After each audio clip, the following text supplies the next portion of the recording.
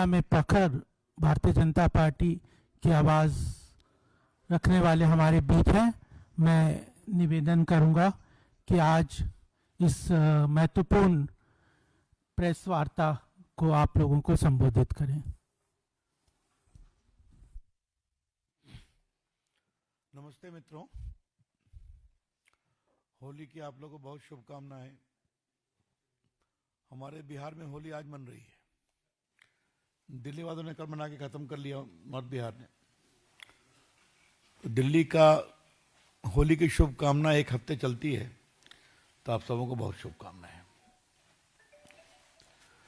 मित्रों, क्षमा चाहते हुए होली के इस माहौल में हमने आपको डिस्टर्ब किया है, क्योंकि विषय ही ऐसा है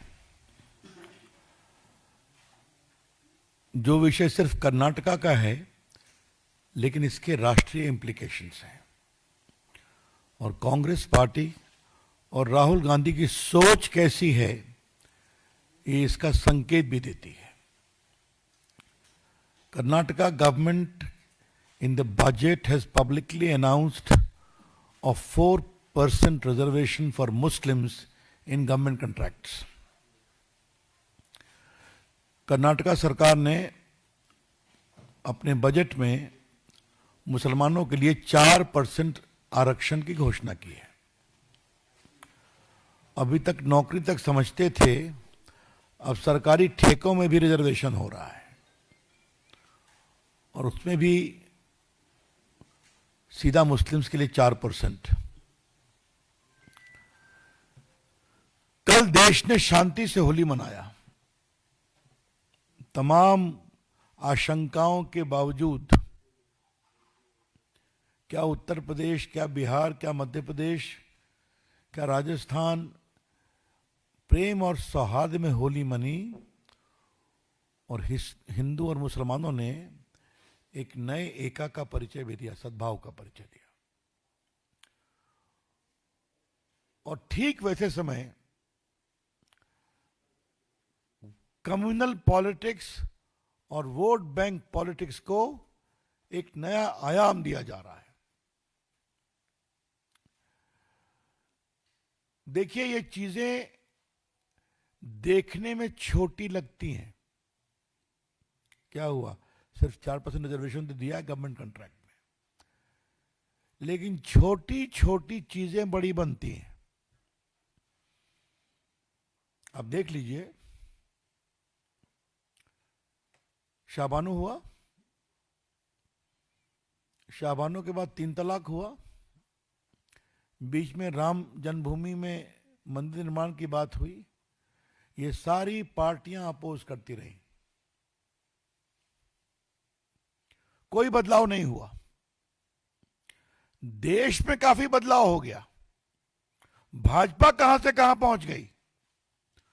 थोड़ा बहुत जो लोकसभा के चुनाव में इन लोगों ने विस्परिंग कैंपेन किया था, झूठ, कि भाजपा आरक्षण की विरोधी है, तो उसका कुछ असर हुआ। जनता को मालूम हो गया कि ये झूठ है।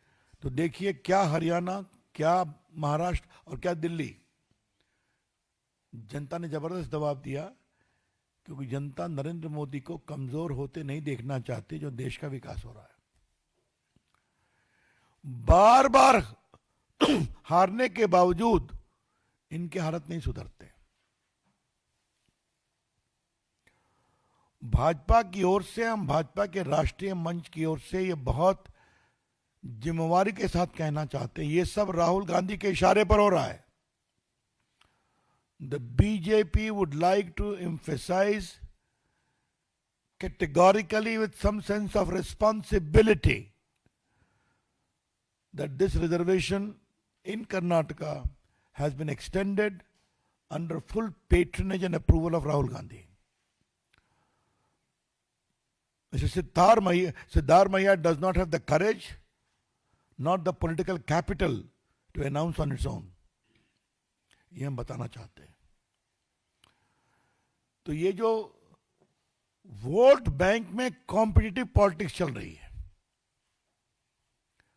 तो राहुल गांधी को लगता है मुझसे आगे बढ़े, लीड करे। वैसे राहुल गांधी जी कहाँ हैं? मैंने सुना है फिर वियतनाम गए।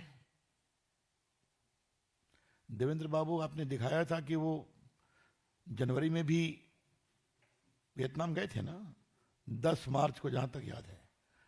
तो नया साल भी वियतनाम है, वियतनाम में होली भी वियतनाम में। मुझे अभी बताया गया कि लगभग 22 दिन उन्होंने वियतनाम में समय दिया है। इतना समय तो अपनी कॉन्स्टिट्यूंसी में नहीं दिया रायबरेली में उन्होंने, हाँ? लेकिन राहुल गांधी को एकाएक वियतनाम से इतना प्यार हो क्यों गया है? अब तो विपक्ष के नेता है ना, उनकी उपलब्धता होनी चाहिए ना हिंदुस्तान में। हम वियतनाम देश का बहुत सम्मान करते हैं, लेकिन ये सवाल तो पूछना पड़ेगा कि राहुल जी को वियतनाम से क्यों प्यार हो गया है? वो विपक्ष के नेता है ना, गंभीर सवाल है। Rahul Gandhi needs to explain his extraordinary fondness for Vietnam. We all respect that country. The PM also went there. But the frequency of his visit to Vietnam is very curious, ये हम कहना चाहेंगे। ये बात मैंने जो बताई कर्नाटक के मामले में, छोटी छोटी बातें बड़ी बनती हैं। जो पुराने पत्रकार हैं उनको याद होगा, आजादी के आंदोलन में छोटी बातें उठती थी ना, हमें ये चाहिए, हमें अपनी यूनिवर्सिटी चाहिए, हमें अपना एजुकेशन चाहिए, हमें सेपरेट वोटिंग चाहिए। Ultimately led to what? Division of India. छोटी बातें इस तरह से बड़ी होती हैं। और जिस प्रकार से कांग्रेस पार्टी इस कॉम्पिटिटिव वोट बैंक पॉलिटिक्स में और मुस्लिम अपीसमेंट पॉलिटिक्स में रोज एक नया नया पैमाना बना रही है, वो देश के लिए खतरा है, ये हम कहना चाहेंगे। क्या आज बंगाल, क्या आज कर्नाटका, बंगाल में हिंदू मंदिरों पर हमले होते हैं, वहां रोज नई नई बातें होती हैं। यह अपीजमेंट पॉलिटिक्स कहां तक जाएगी हम कहना उठाना चाहते हैं। कोई लिमिट होगा इसका? क्या आगे से मुसलमानों के लिए अलग लाइन लगेगी? ये टिकट लेना है रेलवे का, सिनेमा का, रिजर्वेशन का, तो उसमें भी रिजर्वेशन होगा क्या? मतलब मैं अभी संवैधानिक विषय पे आऊंगा, अभी मैं इसके बिल्कुल प्रैग्मेटिक पॉलिटिकल कंसिडरेशन पर अपनी टिप्पणी कर रहा हूं। और फिर कहूंगा, मैंने संसद में भी कहा है 2 बार इसको, इतनी बार हारे हैं, कहां से कहां पहुंच गए, फिर भी समझते नहीं हैं और सवाल अपने को संभालते भी नहीं है। न समझते हैं न संभालते हैं। ये पूरा वोट बैंक पॉलिटिक्स का कितना बड़ा ग्रिप है उनके ऊपर, ये हम कहना चाहते हैं। बीजेपी इसका विरोध करती है और करेगी। आपको याद होगा कि आंध्र प्रदेश में 4% रिजर्वेशन दिया गया था, आंध्र प्रदेश हाईकोर्ट ने उसको क्वॉश कर दिया। मैटर सुप्रीम कोर्ट में कॉन्स्टिट्यूशन बेंच में पेंडिंग है, क्योंकि religious based reservation is not permissible under the Indian constitution. ये जो संविधान की बात बार बार करते हैं, उसमें स्पष्ट लिखा हुआ है सोशल बैकवर्डनेस, एजुकेशनल बैकवर्डनेस। उसमें तो हर जात के लोगों को देते हैं, अच्छी बात है, ओबीसी को भी देते हैं, मुस्लिम समाज के भी ओबीसी को आप दे सकते हैं, लेकिन सीधा गवर्नमेंट कंट्रैक्ट में हम देंगे 4% रिजर्वेशन, ये टोटली अनकॉन्स्टिट्यूशनल है। और आपको मालूम है कि सुप्रीम कोर्ट ने क्या इंदिरा शौने केस हो या बाकी केसेस में कई बार कहा है। अभी देखिए, कलकत्ता हाई कोर्ट ने क्वॉश कर दिया था reservation on ground of religion, supreme court में आया, वो मैटर पेंडिंग है, सुप्रीम कोर्ट ने क्या कहा था कि 9 दिसंबर 2024, reservation must not be based on religion, says supreme court to West Bengal. बार बार कहते हैं, हाँ? क्योंकि भारत का संविधान अलाउ नहीं करता इसको। सोशल बैकवर्डनेस पर आप कर सकते हैं, लेकिन इस पर सुप्रीम कोर्ट के दर्जनों जजमेंट हैं, अभी मैं उस पर आपका समय नहीं लूंगा। लेकिन ये एक वेल सेटल्ड प्रिंसिपल है, कोई सोशली एजुकेशनली बैकवर्ड है, उसका बैकवर्डनेस आप डिसाइड करिए, सर्वे करिए, उसको डाल दीजिए। लेकिन सीधा एक कम्युनिटी, रिलीजियस कम्युनिटी के बेसिस पर हम रिजर्वेशन दें, ये परमिसिबल नहीं है। मनमोहन सिंह ने वही शुरू किया था, आपको याद होगा, Muslims have the first right over the national resources. और राहुल गांधी तो उनसे भी आगे कह गए कि कांग्रेस मुसलमानों की पार्टी है। अमेरिका में कहा था कि मुस्लिम लीग सेक्युलर पार्टी है। मित्रों, आज देश के सामने हम दूसरी बात कहना चाहते हैं, और बड़ी कृपा होगी अगर आप इसको अपने तरीके से बताएं और दिखाएं। इस देश में दो धाराएं हैं। एक धारा है मौलाना आजाद की, अब्दुल हमीद की, एपीजे कलाम की, उसके बाद रहीम रसखान, मलिक मोहम्मद जायसी की, अशफाकुल्ला खान की। एक धारा ये है, और दूसरी धारा तो आप जानते ही हैं, जिन्ना चले गए, जिन्ना की पॉलिटिक्स करने वालों को छोड़ गए। राहुल गांधी का कहा था ना कि मुस्लिम लीग इज सेक्युलर पार्टी, याद होगा आपको, अमेरिका में उनका स्टेटमेंट था। तो हम कैसे उस समाज के नेताओं को पैदा कर रहे हैं, ये बड़े सवाल है। हम बिल्कुल पक्ष में हैं। आज देखिए मोदी जी की सोच कि अंडमान में परमवीर चक्र अवार्डी के नाम पर टापू की घोषणा की गई, तो एक अब्दुल हमीद के भी नाम पर है। एपीजे कलाम को तो राष्ट्रपति हमारी सरकार ने बनाया था, अटल जी की सब थे प्रधानमंत्री तब। मौलाना आजाद की सोच का हम सभी सम्मान करते हैं। तो ये जो पूरी सोच है, आज क्योंकि इस विषय पर प्रेस कर रहा हूं, तो अपने एक अनुभव को आपसे शेयर करने की इच्छा है। अटल जी की सरकार में मैं इंफॉर्मेशन ब्रॉडकास्टिंग मिनिस्टर था, तो मुझे भारत पाकिस्तान के क्रिकेट को देखने का निमंत्रण मिला था लाहौर में। अटल जी से पूछा, कहा जाओ देखाओ क्या हो रहा है।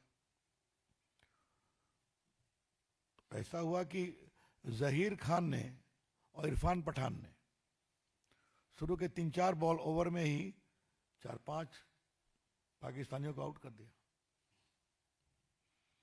तो साहब आप सोच सकते हैं कि पूरा लाहौर गद्दाफी स्टेडियम फुल है और भारत के मुसलमान बॉलर पाकिस्तानी बैट्समैन को आउट कर रहे हैं। तो मेरे बगल में पाकिस्तान के विदेश मंत्री बैठे थे। मैं पूछा, जनाब प्रसाद साहब, ये जहीर खान कहां का मुसलमान है, इरफान पठान कहां का मुसलमान है? मैं चुप रहा। फिर वो इलाहाबाद का अपना मुस्लिम प्लेयर था, नाम मैं भूल रहा हूं, मोहम्मद कैफ, वो बैटिंग में आया, उसने एक ओवर में 2 छक्के मारे, दूसरे ओवर में 2 छक्के मार दिए, 66 रन बनाया। फिर उन्होंने मुझसे पूछा, जनाब ये मोहम्मद कैफ कहां का मुसलमान है? हमने कहा, जनाब ये तीनों भारत माता के बंदे हैं और भारत को जिताने के लिए आए हुए हैं। तो मुझे देखा, कहा आप बीजेपी वाले हो? हमने कहा जी, हम यही सम्मान करते हैं और यही सम्मान हम करते रहेंगे। इसलिए फिर कहता हूं, इन लोग के वोट बैंक पॉलिटिक्स का जो कम्बैटिव कंपैरिजन हो रहा है, वो उन मुसलमानों को की आवाज को कमजोर करता है जिन्होंने इस देश को आगे बढ़ाने का काम किया है। और हम चाहते हैं वो आवाज मजबूत बने। कभी ठेकेदारी में रिजर्वेशन दे दो, कभी और उनको फर्स्ट राइट है, और आज देश के बहुत सारे मुसलमान इस तरह की पॉलिटिक्स को लाइक नहीं करते हैं। आपने देखा होगा, राम मंदिर बनने के बाद आज वहां करोड़ों लोग जा रहे हैं, देख रहे हैं ना आप। हाँ? आज काशी में भी बुर्का पहन के हमारी बहनें होली मना रही हैं ना, ये बदलाव हो रहा है। तो मुझे लगा कि आज को मैं इस बात को कहूं। ये डॉक्टर बाबा साहब अंबेडकर की राइटिंग एंड स्पीचेस है, वॉल्यूम 17 पार्ट 3। इसके पेज 418 पर 27 अक्टूबर 1951 में दिए गए बाबा साहब के भाषण का जिक्र है। तो ऐसे सब लोग बाबा साहब की फोटो लेके चलते हैं ना। आई रिपीट, बाबा साहब Ambedkar writings and speeches volume 17 part 3, पृष्ठ संख्या 418। Just see the leader of Congress party, Pandit Nehru. He has delivered 2,000 speeches during the last 20 years, but he has never spoken about the welfare of scheduled caste even once. From this you can judge what sympathy Congress party can have for our people when its leader is so adamant. Pandit Nehru is always for Muslims. I do not want that Muslims should be neglected, but I do want that Muslims should not enjoy at the expense of other communities. तो ये सच्चाई है ना। अगर आप खाली उनको reservation देंगे तो जो बाकी सोशली बैकवर्ड हैं उनका हिस्सा मारा जाएगा ना। तो बहुत सिंपल सी बात है, क्योंकि रिजर्वेशन की भी सीमा है ना। You can't have 100% reservation. तो ये असंवैधानिक है, ये राष्ट्र को कमजोर करता है, ये अपीजमेंट पॉलिटिक्स को और बढ़ाता है और देश की एकता को कमजोर करता है।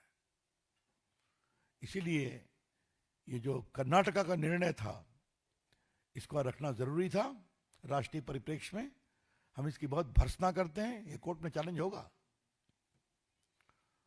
और मैं उम्मीद करूंगा कि राहुल गांधी समझेंगे, लेकिन नहीं समझेंगे। समझते तो वो है नहीं, तो शायद इनका देखा देखी बाकी कांग्रेस प्रदेशों में भी होने की कोशिश होगी, हम वहां भी विरोध करेंगे। धन्यवाद मित्रों। Open to questions.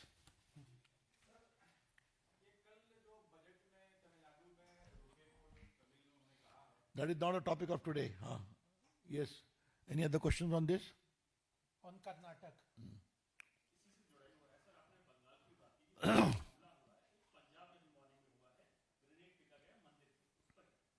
बहुत भर्त्सना करते हैं इसकी, हम और क्या, सिंपल भर्त्सना करते हैं। ये सब उसी पॉलिटिक्स का पार्ट है, अपीजमेंट पॉलिटिक्स का पार्ट है। हाँ, और कुछ? They will take a call on this. Why not?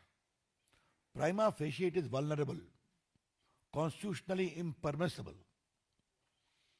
Subject to legal advice, action will be taken and should be taken.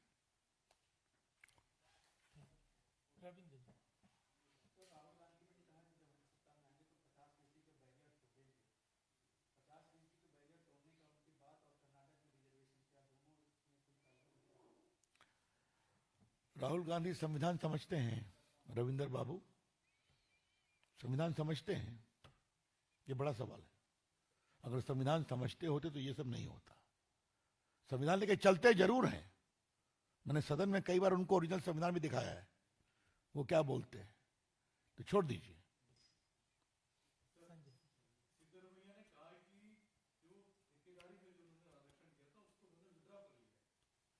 कहां से विड्रॉ? बजट में कह दिया उन्होंने तब।